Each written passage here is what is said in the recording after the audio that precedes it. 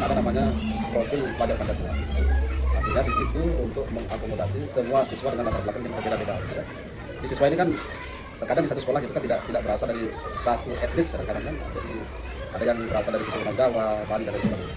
Jadi di profil pelajar Pancasila itu bagaimana kita mengharapkan semua siswa dan siswi itu saling menghargai satu sama lain tanpa menafikan bahwa mereka itu berasal dari kalangan yang berbeda. Tetapi walaupun mereka berbeda, tetapi disatukan dalam sebuah wadah yang disebut dengan sekolah untuk mereka mendapatkan pembelajaran adil dan merata. Siapa saja yang Bapak libatkan untuk mendukung implementasi pendidikan global? Kalau yang dilibatkan dalam masalah pendidikan global ini tidak hanya guru sebenarnya. Artinya semua warga sekolah, termasuk dalam itu siswa, kemudian guru, kepala sekolah, dan tentunya semua stakeholder, artinya orang-orang yang punya kepentingan di situ.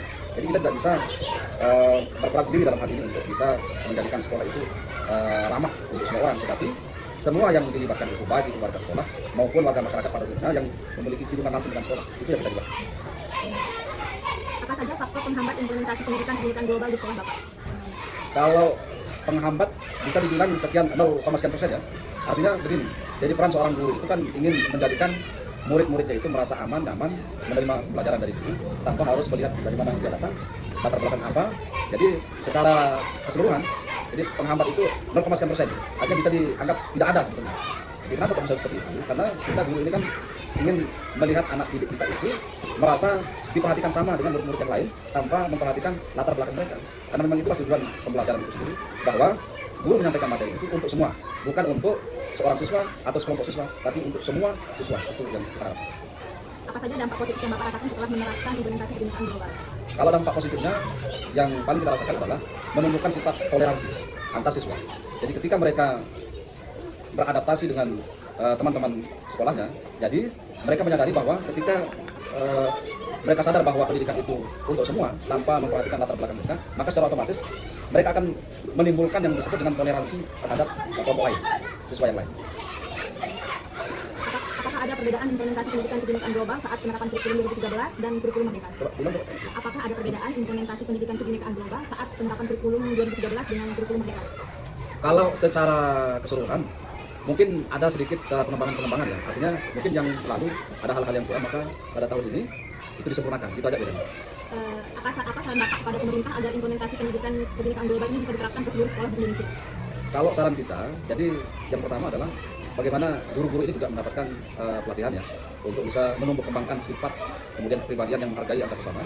Karena tidak bisa kita nafikan bahwa memang ada beberapa kita sebut dengan oknum ya, yang memang di situ mereka mungkin belum mendalam atau belum begitu merasakan bagaimana seorang guru itu harus berperan untuk menjadi bagian dari kemajuan pendidikan. Karena itu harapan kita sebagai guru adalah bagaimana ada semacam perhatian lebih untuk para guru untuk memberikan pelatihan-pelatihan untuk bisa mengembangkan pola pikir kebinekaan. Maksudnya adalah bagaimana guru itu bisa menjadi sosok yang mampu mengedepankan nilai-nilai kebersamaan, nilai-nilai persatuan. Assalamualaikum warahmatullahi wabarakatuh. Perkenalkan, nama saya Sagita Ayu Ramadianti. Di sini saya akan menyampaikan hasil wawancara saya di SDN 3 Bajur dengan narasumber saya yaitu Bapak Ilham SPD dengan tema penerapan pendidikan kebinekaan global. Adapun jawaban yang dapat saya simpulkan dari narasumber saya yaitu bahwa di SDN 3 Bajur sudah menerapkan kurikulum Merdeka.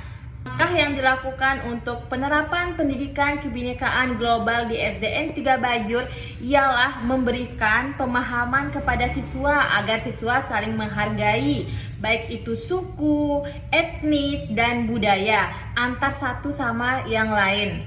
Jadi di sini yang dilibatkan dalam penerapan pendidikan kebinekaan global di SDN 3 Bajur yaitu adalah warga sekolah sekitar seperti kepala sekolah, guru, siswa, dan wali murid. Di sini wali murid berperan sangat penting dalam penerapan pendidikan kebinekaan global karena orang tua murid yang bisa membimbing dan memberikan pemahaman tentang kebinekaan global secara maksimal terhadap anaknya sendiri. Kemudian di sini tidak ada faktor penghambat dalam penerapan pendidikan kebinekaan global di SDN 3 Bajur karena stakeholder atau warga sekolah selalu mendukung apapun program yang dirancang oleh sekolah. Dan dampak positif dalam penerapan pendidikan kebinekaan global di SDN 3 Bajur ialah meningkatkan toleransi antar sesama siswa dan pemerataan pendidikan sangat dirasakan oleh semua siswa di SDN 3 Bajur tersebut. Jadi, di sini tidak ada perbedaan antara kurikulum 2013 dengan kurikulum Merdeka saat penerapan pendidikan kebinekaan global, hanya saja mengembangkan poin tambahan dari kurikulum 2013.